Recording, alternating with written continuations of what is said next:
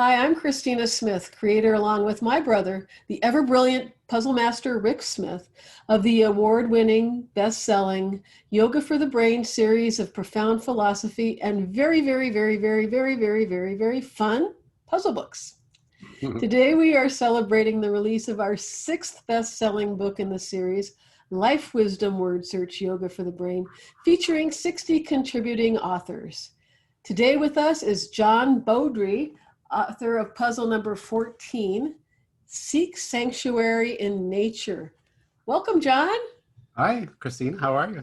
I'm wonderful. So glad you're here. And we're in the garden too. That's great. Tell us a little bit about yourself. Well, I asked for my first garden when I was 5 years old. My first job was in a garden center.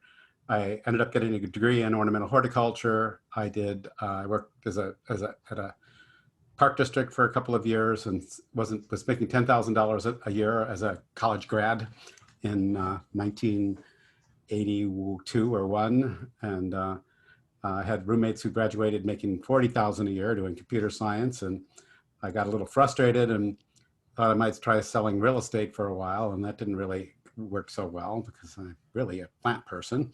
Not a people person, more than a people. People often told me, you're not going to make money in this business. I said, yeah, but I'll be happy. And turns out I've achieved both. I'm making money and I'm happy. But anyway, I did that for a few years. Then I got into doing tree pruning. I had a tree care business called Rope and Saddle Tree Care. I climbed trees with a rope and a saddle. And wow. Then I got sick, and that kind of turned my whole life around. Because then I got better, and I reinvented myself. I had all these clients who trusted in me. I said, in keeping with the downscaling of corporate America, I'm selling my large equipment and offering many more services, and everybody just was a go for that. And that led me to a trade journal where they were teaching classes about horticulture and working with volunteers, and that happened to be for the city of Chicago. They ended up hiring me, and I managed a program called Green Corps Chicago, and we trained people coming out of prison and substance abuse programs for careers in the green industry, and the training ground was community gardens. And that was a really wonderful project. I was also involved in putting the first roof on City Hall there. Me and my supervisor didn't get along so well. She was a little, I was on the way to had been invited to the mayor's office one day, and I was steps away from the door and all dressed up in my suit, and she came up behind me and she said, "John, I got this, you can go." And that I quit within a week after that. And then I ended up being hired for the Chicago Botanic Garden. I became senior horticulturist there and built a name for myself, and eventually started John Beaudry Landscape Design in Chicago, and did that for a few years and met the love of my life, moved to California. And now I'm in San Diego, and I've got a booming landscape design business. I've started a nonprofit. The nonprofit is called Community Green, and we're committed to having the 50 largest cities in the country adopt green infrastructure so that we're building green cities for our future. My commitment is that everybody has an experience of nature, that everybody has an opportunity to nurture nature. We all need to nurture something, and when we nurture something, we feel whole and part of something larger than ourselves. And especially if we're taking care of something. When people get sick or older and lose their ability to care for others, that's one of the most debilitating things one can experience. So just having a houseplant and something to love and nurture on is a real gift. You're so right. I love your full spectrum of plant love. And I think you forgot to mention your very own best-selling book, right? I do have a book called Garden Sanctuary: Designing for Comfort, Wholeness, and Connection. And that's the whole thing. Just like in writing that book, I really discovered that, I asked for so many years, why did I survive? I was diagnosed HIV positive in 1985, and it was a death sentence back then. And I went into survivor's guilt for many years. And it was actually in writing that book that I discovered that when my life felt out of control and I didn't have any place to belong, it was in my garden where I felt whole and connected to something larger than myself. And that's my gift to share with people, that we need this connection now more than ever before. You're right. And when we seek sanctuary in nature, which is what you discuss in your puzzle, you really find out that plants are some of the most amazing healers on the planet. Would you agree? Absolutely. I don't think we understand the natural world, a fraction of it. What would you say is some of the key messages that the natural world brings to us? Well, like you think of a tree and the vulnerability of a tree and any plant that just sprouts up, and subject to all kinds of storms and construction and everything, and they just keep growing and keep shining and keep flowering. And there's just this freedom in that, and this vulnerability that really turns into, like in a tree, this rock solid thing that just lives for hundreds and hundreds of years. We can't even imagine. Right, and it doesn't move. No. I mean, it moves, Mike. It moves. Moves with. It moves with, but like not away beds, from or to. Yeah. the willow, all the different trees all teach us different things. Like the willow, its ability to bend and flex with the wind. Um, the the birch, the light in the forest. Birches are like aspen. In the forests of the mountains of the west are all one plant that all sprout from. They're actually one plant. It's one male seeking a female somewhere and spreading through roots. Isn't that the largest plant?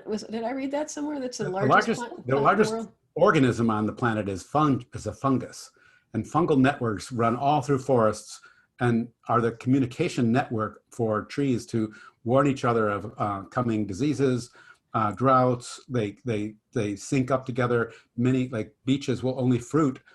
It's not every year. It's not every other year. It's when they feel it's the right time, and you can't predict when it's going to be, but it happens through their networking together of like, let's all make our seeds now, and we're going to put so many seeds out that we know some of them are going to survive, and then they hold tight for years. Yeah, I actually live in the forest too, and I watch the mushrooms come up, but I didn't know that they were the trees' warning signals and part of the communication network. So thank you for that. I love that. Do you want to talk a little bit about your Green Roofs initiative? Yeah, so it's called Community Green, and we're just getting started. I've hired a team to help me develop a board and a business plan and strategy for funding. But basically, green roofs act like a giant sponge on a roof and will absorb most rainfall events. The significance of that is that water doesn't go into our storm system and it lead to flooding in our cities. It reduces flooding. And when we don't have green roofs and we have all of these non-permeable surfaces, the building and the parking lot and the streets around them, water has no place to go. So it has to go into a storm drain. And the old philosophy is get the water away as quickly as possible, get it into our ocean. Unfortunately, most older cities and the 50 largest cities clearly have this problem of when there's an excess of stormwater, it mixes with sewage, and all of that goes into our water supplies to the tune of about 100 billion gallons a year of sewage and stormwater are mixed and put into our water supplies. We're polluting the very land and ground that we need for our own sustenance. We need healthy, fresh water, and it's not available. So the main benefit of green roofs is this conservation of stormwater and management of stormwater, which allows cities to reduce like in Chicago, they have this deep tunnel project where they're, spending millions, billions of dollars to build these caverns underwater to hold stormwater. And, this was developed 30, 40 years ago in Germany, where they didn't have that kind of money to invest in that kind of infrastructure. So they got smarter and they figured out that we can build these green roofs. And that will help us to manage the stormwater. But surprise, it comes with a whole host of other benefits, from cooling the building in the summer to warming it in the winter, not to mention habitat for wildlife. They've discovered that many animals and insects, birds of prey, butterflies, can use small postage stamps of land if they're in close proximity to create a habitat. So in places like Toronto, where they've already really implemented this on a grand scale, most any building in Chicago, you can go on the roof and see trees and on the neighboring buildings. And they have raptors that are flying over the city that are, using the buildings as their habitat again. We're restoring our cities and working with natural systems to grow our cities. So many cities are starting to offer incentives for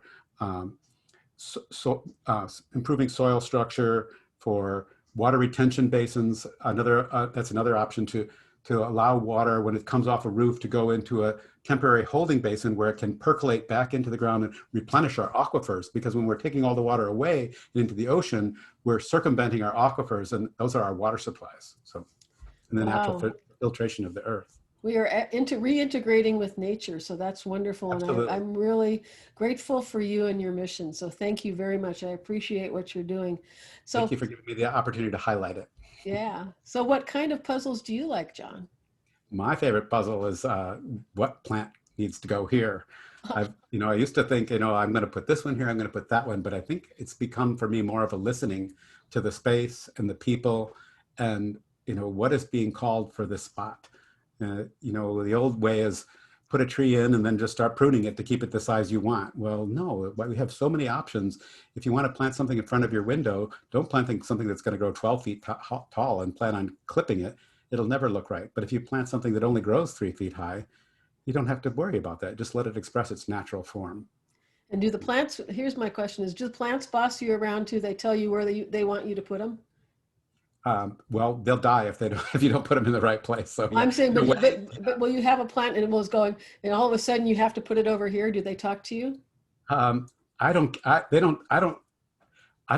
experience that, but I experience it in other ways. It's like, I tell people tell me so often, like one of the first words out of their mouth when I say what I do, they say, "Oh, I don't have a green thumb," and I'm like, well, I think we all have a green thumb. We just haven't been nurtured in it. And the only difference between an experienced gardener and an inexperienced gardener is the experienced gardener has killed a lot more plants. Plants are very forgiving. They return to the, some say that plants have a group soul. We have individual souls, and plants have group soul, and they all are part of this group soul.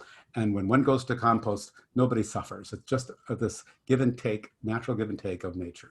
The cycle of life. And the gardeners have more dirt under their fingernails.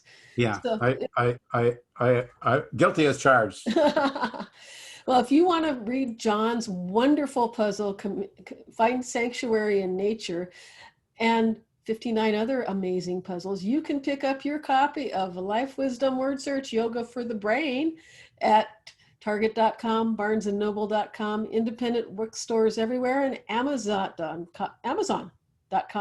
Thanks so much for joining us, and happy puzzling. Bye. Thanks, Christine.